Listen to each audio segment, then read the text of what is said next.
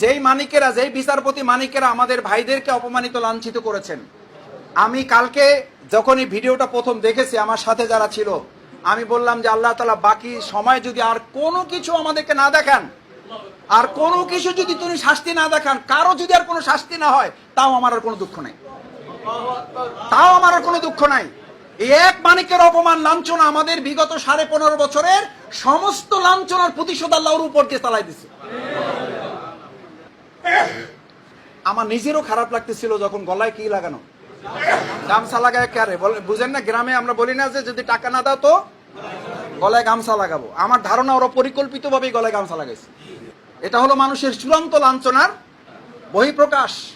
এসব কিছু দেখেও যদি আপনাদের অনুভূতি না হয়, এসব কিছু দেখেও যদি আল্লাহর প্রশংসা করতে ইচ্ছা না করে, এসব কিছু দেখেও যদি আল্লাহর প্রতি নিজেকে আরো বেশি বিনয় করতে না ইচ্ছা করে, আমি আবার বলছি সতর্ক হন।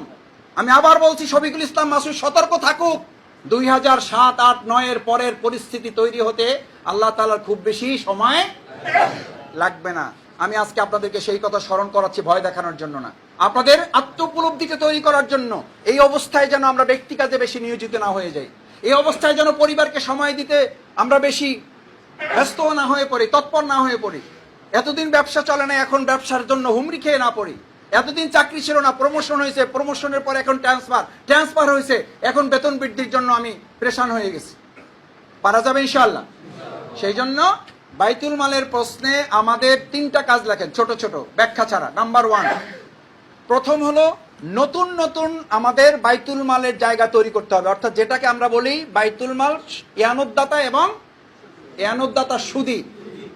ইয়ানুদ্দাতা এবং ইয়ানুদ্দাতা সুদী। ইয়ানুদ্দাতা হলো যিনি নিয়মিত দিবেন, আর সুদী হলো যিনি এককালীন দিবেন, 3 মাসে একবার দিয়ে দেবেন, 6 মাসে একবার দিবেন।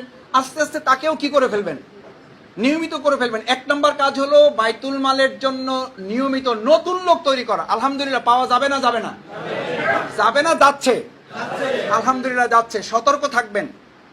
এটা আমাদের সিটামির আমাদের প্রোগ্রামে কোন পরিষদে বলেছেন যে আমরা খেয়াল রাখবো, কেউ দুনিয়ার স্বার্থ হাসিল করার জন্য দিচ্ছে এটা হয়তো আমরা বুঝতে পারবো না, কিন্তু খেয়াল রাখতে হবে মানবিক দৃষ্টিতে আমাদেরকে আল্লাহ যতটুকু দৃষ্টি দিয়েছেন, এটা খেয়াল রাখতে হবে কেউ যেন এটা করে দুনিয়ার উদ্দেশ্য হাসিল করার লক্ষ্যে আমাদেরকে বিতর্কিত করতে না পারে। এখন সামাজিক যোগাযোগ মাধ্যম, আমার মনে আছে ইউনিভার্সিটিতে তখন তো এসব কিছুই ছিল না, সেই সময়ে আমাদের দেওয়া বাইতুল মালের রসিদ সে সংরক্ষণ করছে।